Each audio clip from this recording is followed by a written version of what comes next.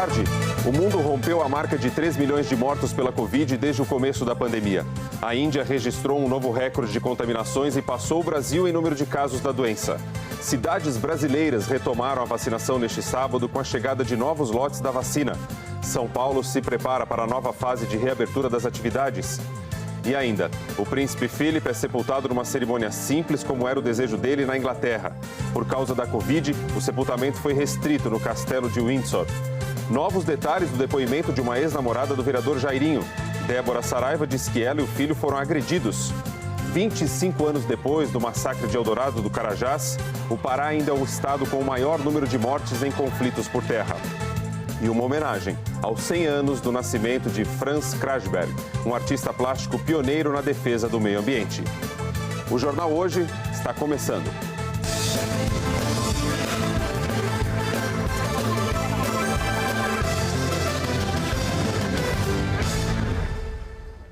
O mundo registrou hoje mais um triste marco da pandemia de Covid. Chegamos a 3 milhões de mortes provocadas pela doença. Cerca de 1/5 dos óbitos, os Estados Unidos. Cerca de 1/5 dos óbitos, os Estados Unidos são o país com mais vítimas do coronavírus. Mas estão dando a volta por cima, desde que o presidente Joe Biden acelerou a campanha de vacinação. A gente vai conversar com o correspondente Felipe Santana, está em Nova York. Conta mais pra gente. Boa tarde. Oi, Bocardi, tudo bem? Boa tarde para você, boa tarde a todos. Olha, a situação aqui ainda não está controlada, mas melhorou bastante. De mais de 4 mil mortes por dia, agora a média semanal é de 750 mortes. O maior responsável mesmo por esse número trágico de 3 milhões de mortes no mundo, hoje, é o Brasil. 1/4 de todas as mortes relacionadas à Covid no mundo aconteceram aí na última semana. E morreu 3 vezes mais gente no Brasil do que no segundo país com maior número de óbitos na última semana, a Índia. Um oficial da Organização Mundial da Saúde chegou a chamar nosso país de um inferno furioso. A imprensa internacional tem cobrido largamente a situação do Brasil. Todo dia a gente vê várias reportagens por aqui, citando várias coisas, como que na última semana morreram no Brasil 3 pessoas por minuto de Covid, os altos números de mortes de bebês e crianças, a falta de infraestrutura dos nossos hospitais. O mundo atingiu 1 milhão de mortes em 18 de setembro do ano passado, 2 milhões no dia 14 de janeiro desse ano, que foi quando a Europa e os Estados Unidos começavam a vacinação. Agora, mais de 190 países estão vacinando, mas os níveis de rapidez e de sucesso da contenção da pandemia variam. Muitos lugares tiveram que voltar atrás, fazer novos lockdowns. A imprensa aqui nos Estados Unidos ressalta como o Brasil, apesar de estar numa situação pior do que qualquer outro lugar, se recusa a adotar um lockdown e chama nosso país de ameaça para o mundo. Bocardi. Felipe Santana, obrigado, boa tarde. A Índia registrou um novo recorde de contaminações por Covid. Foram 234 mil casos em 24 horas. A região de Nova Delhi adotou um toque de recolher para tentar conter a pandemia. A cidade enfrenta um colapso do sistema de saúde, com hospitais lotados, escassez de oxigênio. A Índia passou o Brasil e agora é o segundo país do mundo em número de casos, atrás apenas dos Estados Unidos. 14 milhões e meio de indianos foram diagnosticados com Covid desde o ano passado. O número de mortes passa de 175 mil. A cidade mais populosa do Brasil vai entrar numa nova fase de flexibilização amanhã, com reabertura de shoppings e do comércio de rua. Este é o som que a Roberta quer ouvir todos os dias. Amanhã ela reabre a loja de acessórios no shopping. A gente fez toda a higienização da loja para preparativo para a abertura amanhã e continuamos com álcool, luva e tudo que puder, né? A vantagem do shopping center é que é um ambiente controlado. Então, qualquer acesso que você tenha, você passa por uma triagem. Contando com os quiosques, esse shopping na Zona Sul de São Paulo tem 105 lojas, como a de bolos da Carol. As vendas online caíram do ano passado para cá e agora ela torce pela volta do cliente presencial. Gera experiência para o consumidor, né? A gente consegue apresentar melhor o nosso produto e ter a troca, né? Então, hoje a nossa venda presencial ela representa 60% do nosso negócio. Em 6 de março, São Paulo entrou na fase vermelha. Uma semana depois, mais restrições. Só funcionavam os serviços essenciais e as entregas. Agora ficam liberados, a partir de amanhã, shoppings e lojas de rua, entre 11 da manhã e 7 da noite. Cultos e missas também estão liberados. O limite de ocupação é de 25%. O governo paulista tomou a decisão depois de registrar uma queda na ocupação das UTIs. A taxa, que chegou a passar de 90%, está em 85% no estado e em torno de 83% na Grande São Paulo.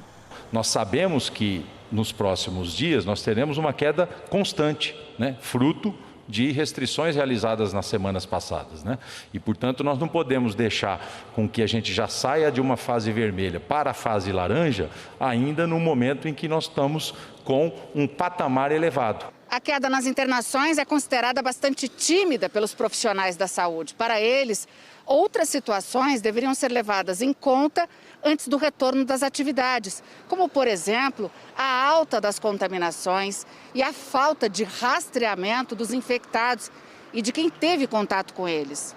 O infectologista Sérgio Zanetta diz que a situação é preocupante. Os leitos hospitalares estão ainda com uma elevada ocupação, os leitos de UTI, principalmente, ainda com uma ocupação muito elevada, mas pelo menos, e esse é o fato bom, não foi uma abertura total, voltando a níveis anteriores de circulação, o que seria desastroso e aumentaria rapidamente as pressões por leitos que nós estamos vivendo.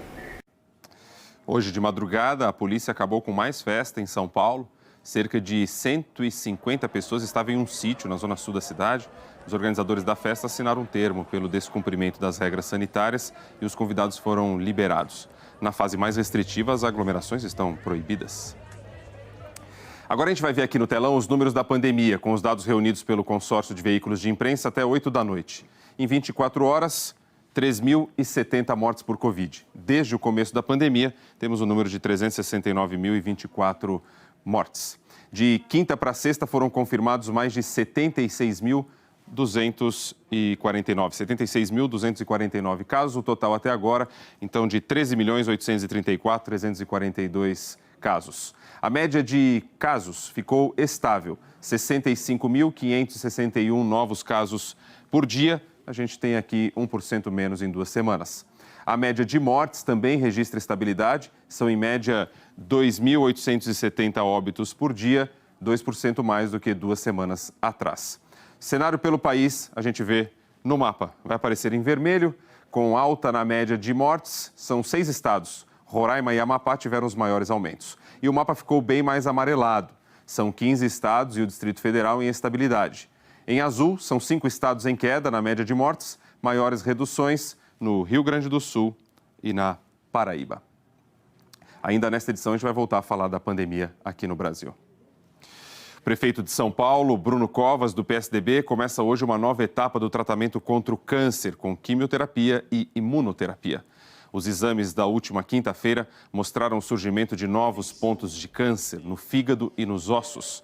Segundo o último boletim médico, Covas está bem, sem sintomas e em condições de trabalhar. O prefeito está em tratamento desde 2019, quando descobriu um tipo de câncer na cárdia, que é a passagem entre o estômago e o esôfago. Em uma rede social, Covas disse que seguirá lutando e agradeceu as orações por sua saúde. O prefeito deve ter alta no início da próxima semana. O caso Henri. O delegado responsável pela investigação diz que já colheu provas contundentes para levar o caso à justiça. Ontem, uma ex-namorada prestou depoimento à polícia e acusou Jairinho de agredir ela e um dos seus filhos. O repórter Diego Aidar mostra novos detalhes desse depoimento. Débora Saraiva teve um relacionamento de 6 anos com o Jairinho, que só terminou em outubro do ano passado, depois que ela descobriu que o vereador estava namorando Monique, a mãe do Henri. Débora disse que omitiu informações no primeiro depoimento por medo de Jairinho, que o vereador ameaçou ela e os filhos. Ontem, ela contou à polícia que sofreu agressões constantes e que nem é capaz de contabilizar quantas. E que um dos filhos também foi agredido por Jairinho. Num episódio de 2016, Débora disse que Jairinho percebeu que ela mexeu no celular dele e se transformou, segurando Débora pelo braço, dizendo que sumiria com ela, que iria simular um assalto, largaria a bolsa e o celular dela em algum canto e ligaria para sua mãe dizendo que não mais sabia seu paradeiro. E que, em seguida, Jairinho largou o celular e partiu para cima, jogou Débora no sofá, subiu em cima dela e passou a esganá-la, apertando seu pescoço. Ela conta que tentava dizer que Jairinho iria matá-la, pois estava sem respirar, e que então, subitamente, a feição de Jairinho mudou e ele largou o pescoço dela, dizendo: "Vamos dormir". Débora também contou que uma vez em que estavam separados, Jairinho foi até a casa dela e que ela falou que ia contar para a namorada do vereador, e que Jairinho disse: "Faz isso que eu te machuco onde mais te machuca", e que Débora entendeu que Jairinho se referia a seus filhos. Débora citou outro episódio de agressão. Ela afirmou aos policiais que em 2020, na casa de praia em Mangaratiba, Jairinho lhe deu um mata-leão, lhe arrastou pela casa e chegou a dar 3 mordidas em sua cabeça, no couro cabeludo. E que quando questionava Jairinho sobre as agressões, ele respondia: "Tá maluca? Eu não fiz isso, eu não fiz nada". Débora também disse que o filho, hoje com 8 anos, contou para ela que foi agredido em 2015. Segundo ela, o menino relatou que Jairinho colocou papel e um pano na boca dele e disse que o menino não poderia engolir. Que Jairinho deitou o menino no sofá da sala, ficou em pé e apoiou todo o peso do corpo no menino com o pé. E que Jairinho levou o menino até o carro, colocou um saco plástico na cabeça dele e ficou dando voltas com o carro. Outro caso de agressão que Débora relatou foi em 2015. Ela contou que Jairinho saiu sozinho com o filho dela para levá-lo a uma casa de festas. Que pouco depois, Jairinho ligou para ela dizendo que o menino havia torcido o joelho e que no exame de raio-x foi constatado que ele estava com o fêmur quebrado. Uma mulher que tomou conta dos filhos de Débora em viagens a Angra dos Reis entre 2012 e 2017 foi ouvida informalmente pela polícia. Valéria Batalha conta que se lembra de pelo menos 4 episódios em que o menino ficou machucado. Me lembro que a criança, na época, ficou com o rostinho muito roxo, os olhinhos fechados. Ele ficou mais de uma semana internado. A avó ficou no hospital com ele. A avó da criança me contou que também estava desconfiada, se referia a ele como o monstro, se referindo ao Jairinho. A nossa expectativa realmente é de encerrar esse inquérito dentro de pouco tempo, porque nós julgamos já termos conseguido colher provas muito contundentes, mais do que suficientes, para que isso seja levado à justiça. Nós procuramos a defesa do vereador Jairinho, mas não tivemos resposta até o momento. Os 2 terminais da CSN no porto de Itaguaí, no Rio de Janeiro, foram reabertos no fim da noite de ontem. Eles tinham sido interditados pela Prefeitura, que apontou irregularidades na operação. A liberação foi determinada pelo Instituto Estadual do Ambiente do Rio de Janeiro, que fez um acordo para fiscalizar os terminais. As multas de R$4 milhões foram mantidas. A CSN reafirmou que os 2 terminais possuem todas as licenças ambientais e atuam de acordo com a legislação. E negou acusações apresentadas pela Prefeitura de Itaguaí de que a empresa estaria poluindo a água, o solo e o ar com resíduos de minério de ferro. O massacre de Eldorado do Carajás está completando 25 anos. O assassinato de 19 trabalhadores sem terra por policiais militares marcou o movimento pela reforma agrária no Brasil e deixou feridas e lembranças tristes dessa região do sul do Pará.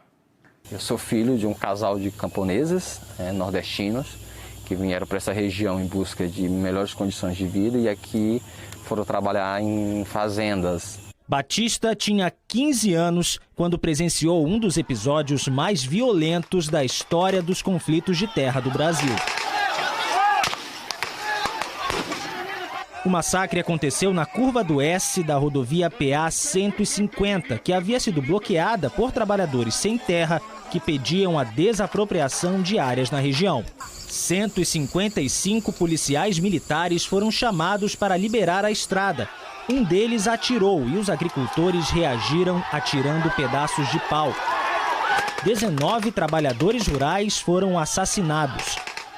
A repórter Marisa Romão, da TV Liberal, fazia a cobertura e teve que se proteger dentro de uma casa onde estavam mulheres e crianças.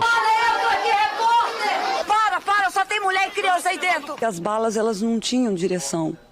Elas não tinham alvo, eles atiravam em tudo, em todo mundo. Eu fiquei encurralada dentro de uma casa cheia de polícia em volta e sem terras e polícia atirando.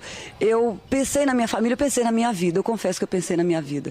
Eu retornei, passei agachado pela BR, muitas pessoas já caídas, e tinha um carro de som, eu usei o carro de som e fui até onde tinha uma casa que era inclusive onde minha mãe com meus irmãos estavam. Cheguei lá, não encontrei mais minha mãe e meus irmãos. E já tinha um colega meu lá, que estava já baleado com tiro no olho, José Carlos, e a mãe dele chorando desesperada. O promotor Marco Aurélio Nascimento, responsável pelo caso, diz que os policiais tiraram os corpos do local e destruíram provas para dificultar as investigações. E também os mortos, eles foram assassinados com armas particulares. Os policiais não utilizaram as armas oficiais, apenas uma arma realmente que pertenceu à polícia militar, que pertencia, que foi considerada ligada a um dos cadáveres. O massacre teve repercussões imediatas dentro e fora do Brasil. 12 dias depois, o governo Fernando Henrique Cardoso criou o Ministério Extraordinário de Política Fundiária. O MST ganhou visibilidade, só o que demorou foi o julgamento dos envolvidos. Um primeiro júri foi anulado e, em 2002, 3 militares que comandavam a operação foram julgados. Um capitão foi inocentado. O coronel Mário Pantoja foi condenado a 208 anos de prisão e o major José Maria Oliveira a 158. Os condenados recorreram em liberdade e só começaram a cumprir a sentença 10 anos depois da condenação. Pouco depois, os militares conseguiram direito à prisão domiciliar. Pantoja morreu no ano passado em casa de Covid. Os outros PMs que participaram da operação foram inocentados. A partir desse episódio, a Polícia Militar procurou trabalhar e melhor organizar as operações policiais que fossem realizadas no campo, na área rural. Então, criou todo um batalhão para que as operações ocorram com negociações prévias e com equipamento adequado, de armas não letais. Varas agrárias foram criadas a partir do massacre de Eldorado para tentar diminuir os conflitos em áreas rurais e democratizar o acesso à terra. Movimentos sociais ganharam força, mas o Pará ainda concentra a violência no campo. É o estado com maior número de mortes do país. 133 pessoas foram assassinadas entre 2010 e 2020, segundo os dados da Comissão Pastoral da Terra. É necessário continuar lutando para que se tenha o direito à terra, para que se tenha o direito a plantar, para que se tenha o direito de viver. A família do Batista vive da produção de alimentos. Ele virou professor de português e defensor da reforma agrária e da paz no campo. Sempre está inserido na luta pela conquista da terra, pelo direito à vida, sobretudo a vida do sujeito no campo. A seguir, direto de Windsor, na Inglaterra, o funeral do príncipe Philip. O marido da rainha Elizabeth II foi sepultado numa cerimônia simples, como era o desejo dele. O número de pessoas no castelo de Windsor foi reduzido por causa da pandemia. Até já.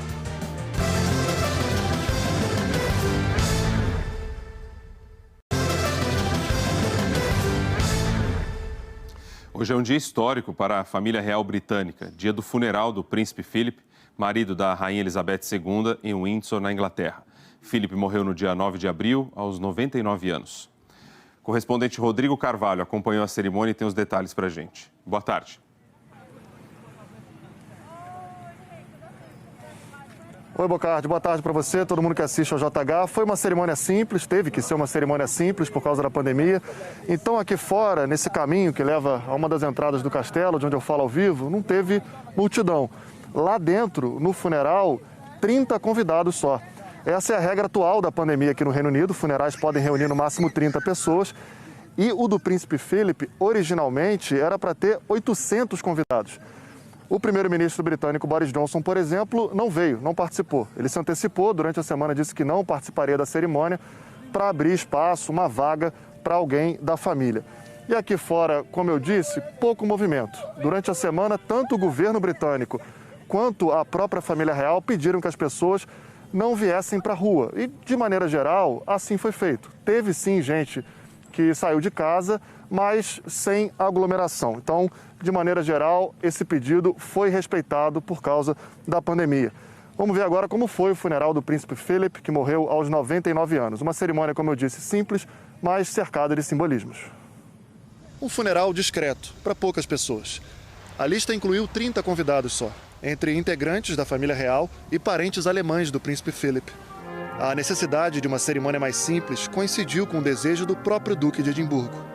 Philip nunca quis um grande funeral, mas não faltaram homenagens.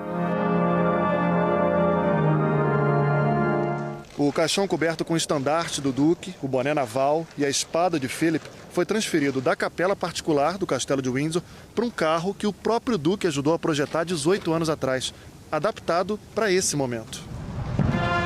A procissão seguiu por 8 minutos, numa distância curta até a Capela de São Jorge. À frente do carro estavam os guardas granadeiros, um dos mais antigos e icônicos regimentos do Exército Britânico.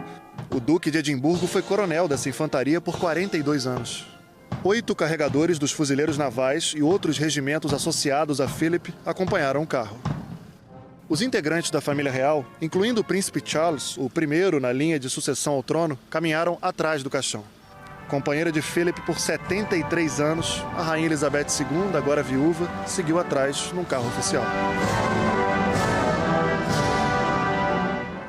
Uma salva de tiros disparados com intervalos de 1 minuto pela artilharia real e o sino da torre do castelo deram tom das homenagens. Às 3 da tarde, em ponto no horário local, 11 da manhã no Brasil, foi feito 1 minuto de silêncio, aqui e em todo o país. Na Capela de São Jorge, praticamente vazia, a cerimônia foi conduzida pelo decano de Windsor. O arcebispo da Cantuária, líder da Igreja Anglicana da Inglaterra, também participou. E diz que Philip ajudou a planejar em vida cada detalhe do funeral. 9 almofadas com medalhas e condecorações escolhidas pelo próprio príncipe ficaram expostas dentro da capela. O decano David Conner leu alguns versículos em homenagem à carreira do Duque de Edimburgo na Marinha Britânica.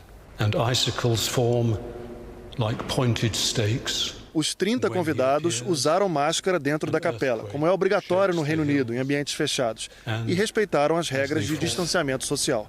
A rainha Elizabeth II sentou sozinha.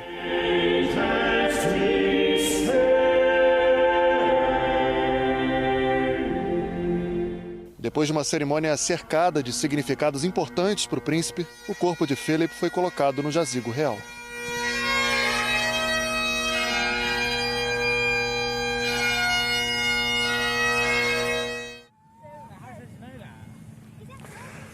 Agora tem 25 integrantes da monarquia no jazigo real, na Capela de São Jorge, ali no Castelo de Windsor. Uma imagem que marcou o final dessa cerimônia foi uma conversa entre o príncipe Harry e o irmão dele, o príncipe William. Foi o primeiro encontro público dos dois depois daquela entrevista que Harry e a esposa dele, Meghan Markle, deram a uma TV americana em que criticaram a família real.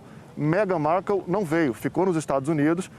Os médicos, ela está grávida do segundo filho, os médicos aconselharam que ela não viajasse.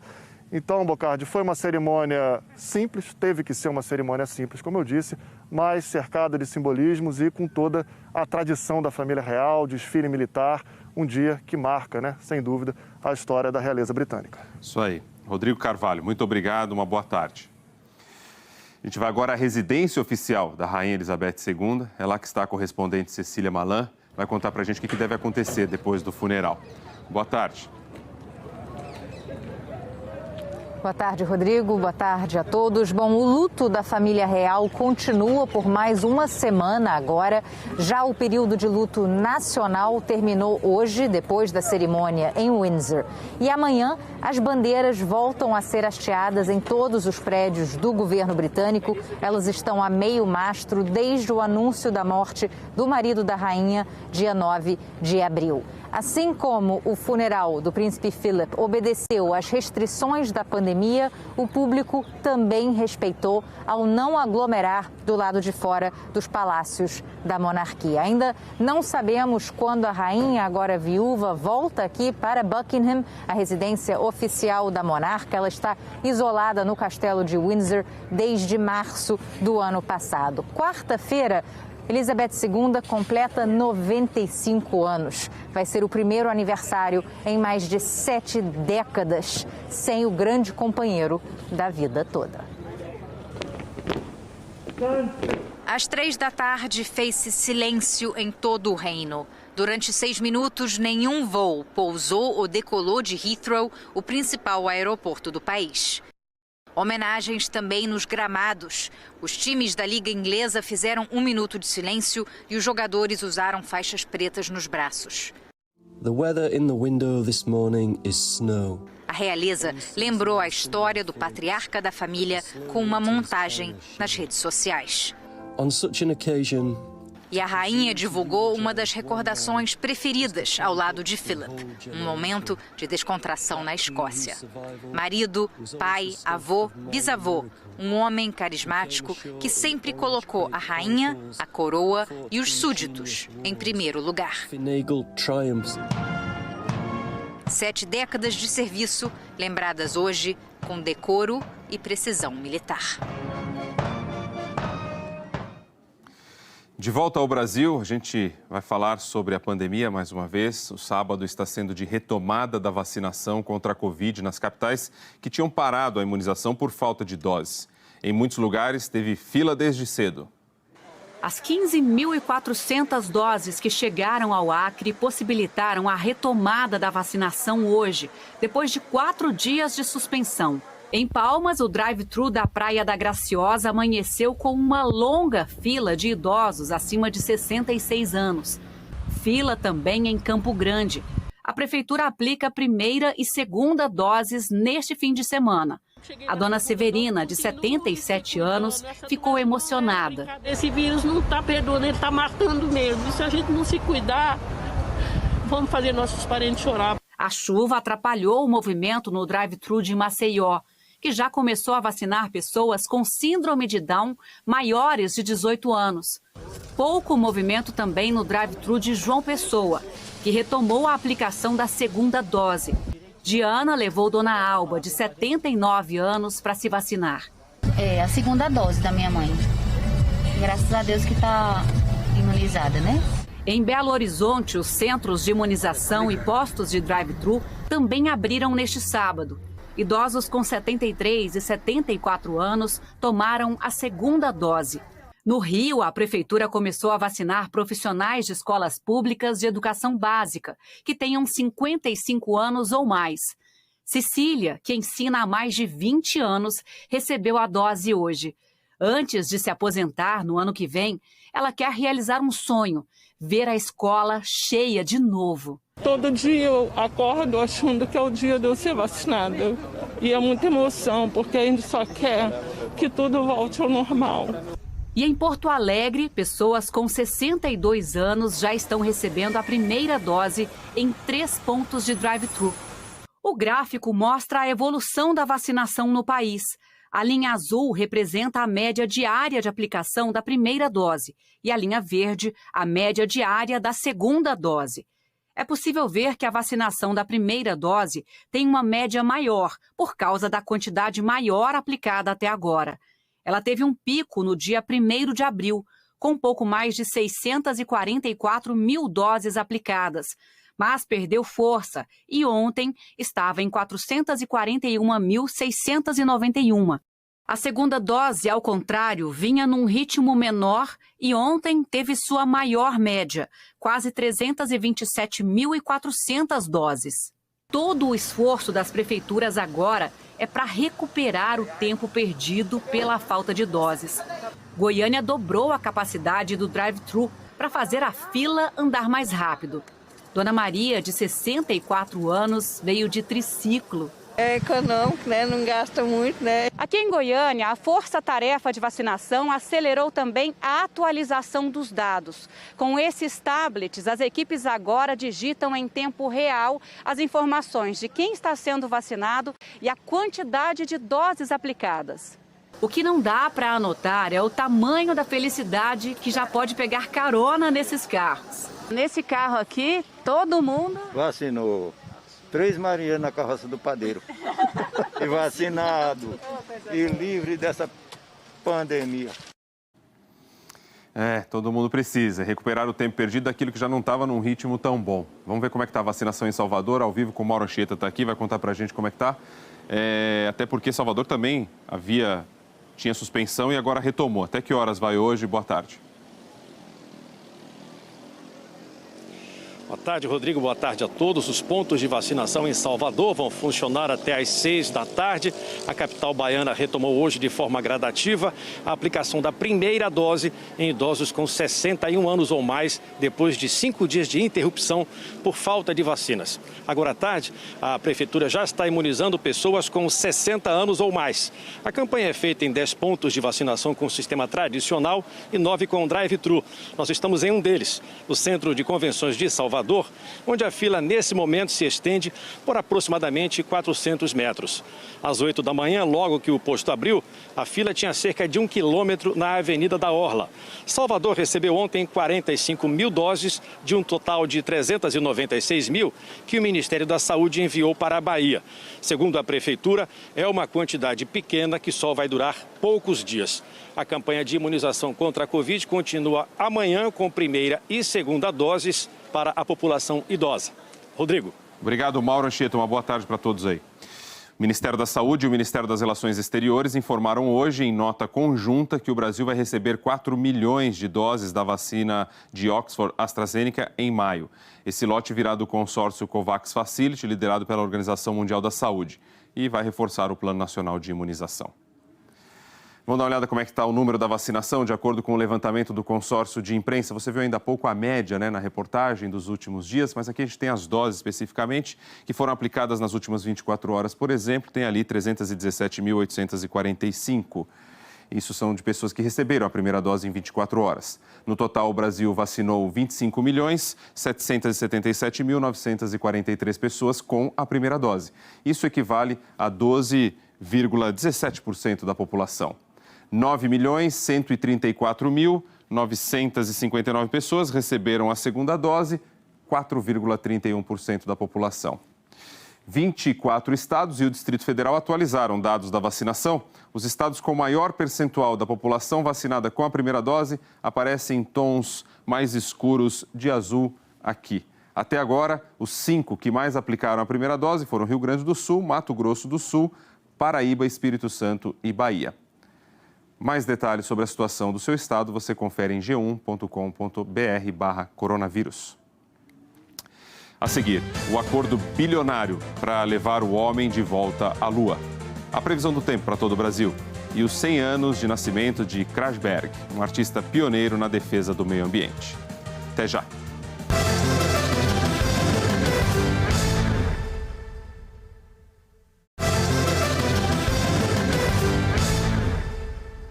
A NASA anunciou um acordo com a SpaceX para que a empresa privada leve astronautas americanos à Lua. A última vez que o homem pousou na Lua foi em 1972. A NASA vai assinar um contrato equivalente a 16 bilhões de reais para lançar a nave Starship, que já está sendo testada no estado do Texas. O acordo faz parte do programa Artemis, lançado pela NASA para marcar o retorno do homem à Lua. A ideia da agência americana é construir uma estação espacial lunar que seria constantemente tripulada por astronautas. Hora da previsão do tempo. Annie Lottman, tudo bem? Boa tarde. Tudo bem, Bocardi. Boa tarde para você, boa tarde a todos. Vamos começar falando de chuva? Vamos começar falando de chuva sim, até porque ela que comandou essa semana. A chuva vem sendo destaque ao longo dessa semana, principalmente no norte, na faixa leste do Nordeste, e isso não muda muito nos próximos dias não, tá? Hoje, gente, tem previsão de temporais em toda essa área laranja aqui do nosso mapa. Olha só, em São Paulo, além de São Paulo, do litoral de Pernambuco até o litoral norte da Bahia e do Maranhão, pegando uma grande parte do Pará, Amazonas e todo o estado do Amapá e também de Roraima.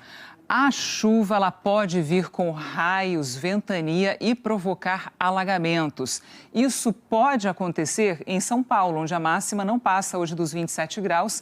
Recife, máxima de 29, Maceió, 28, Belém, 30 graus e Manaus, máxima de 30 graus. Salvador, que teve muita chuva ao longo da semana, hoje diminui, máxima prevista de 30 graus. Em Porto Alegre, agora na sua tela, céu nublado, pode chover forte Logo mais, temperatura já chegou aos 25 graus de máxima de hoje e vai esfriar então ao longo da tarde.